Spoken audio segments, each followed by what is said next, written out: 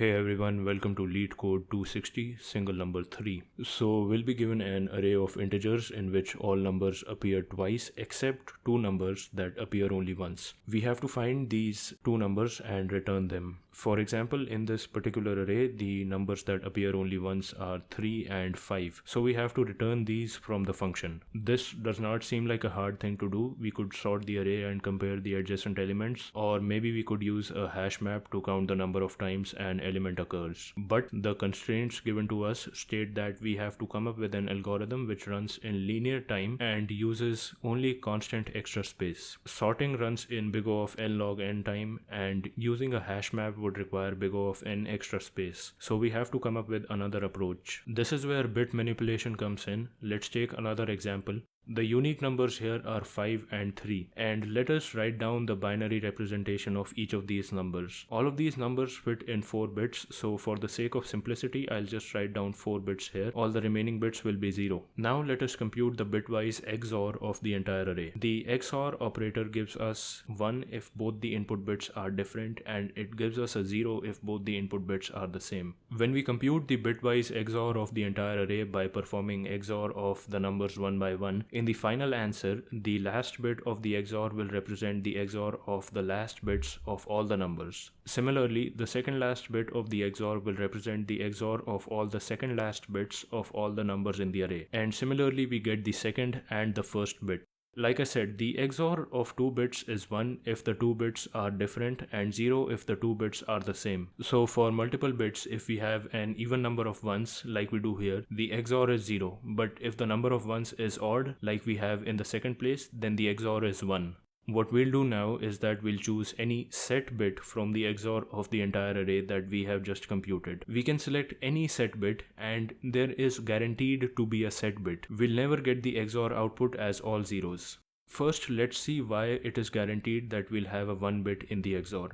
So we know that the XOR of a number with itself gives us a 0. Now since we'll iterate over the entire array, this 8 and this 8 will eventually get cancelled. Similarly, this 9 and this 9 will cancel each other, and this 7 and this 7 will cancel each other. So the XOR we're left with is just the XOR of the two numbers that appear only once, and this XOR cannot be 0 since the two numbers are different from each other and they cannot possibly cancel each other. Effectively, the XOR of this entire array is just 5 XOR 3. Okay, now that we have the guarantee that there will be a set bit in the output XOR, we'll select any one of the set bits. Just to keep things uniform, let's go with the least significant set bit. Since the XOR of the entire array is just the XOR of the two unique numbers, we know that one of those numbers will have this particular bit set as 1 and the other will have it as 0. Here 5 has this bit as 0 and 3 has it set as 1. And both the unique numbers cannot have this bit as the same value, because if they did, then it would have never appeared as 1 in the XOR.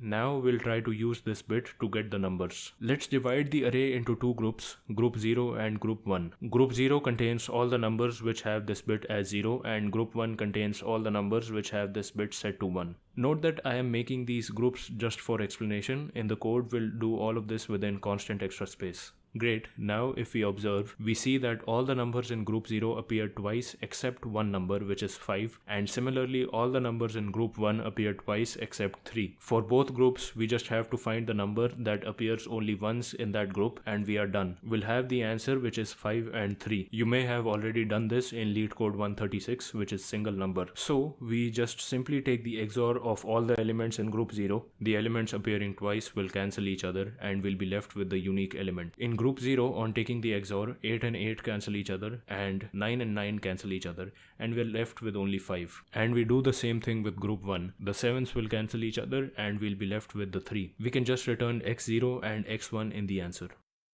Alright, so now let's write the code for this. I am currently in Visual Studio Code, but I will run this on LeetCode in the end. So this is the code we are given to begin with. Let's create a variable to store the XOR of the entire array. We'll initialize this to 0. I will explain at the end why we are using a long here instead of an int. Next, we iterate over every number in the nums array, and for each iteration we set x equal to x XOR num. So at the end of the loop, x contains the XOR of all the elements in the nums array. Now we'll create a mask for the least significant bit of x. A neat little trick to get this mask is just to perform the bitwise AND of x and minus x. Let's create two integers x0 and x1 to store the XORs of the numbers in group 0 and group 1 respectively. We then iterate over the array once again. For each number, we check if that number belongs to group 0 or group 1. If the bitwise AND of num and the mask give us a non-zero value, then the number belongs to group 1. So we set x1 equal to x1 XOR the number. Else the number belongs to group 2 and we set x0 equal to x0 XOR the number. Now after the second loop, x0 and x1 contain our two numbers, the numbers which appear only once in the entire array. So we just create a vector of int containing x0 and x1 and then return it.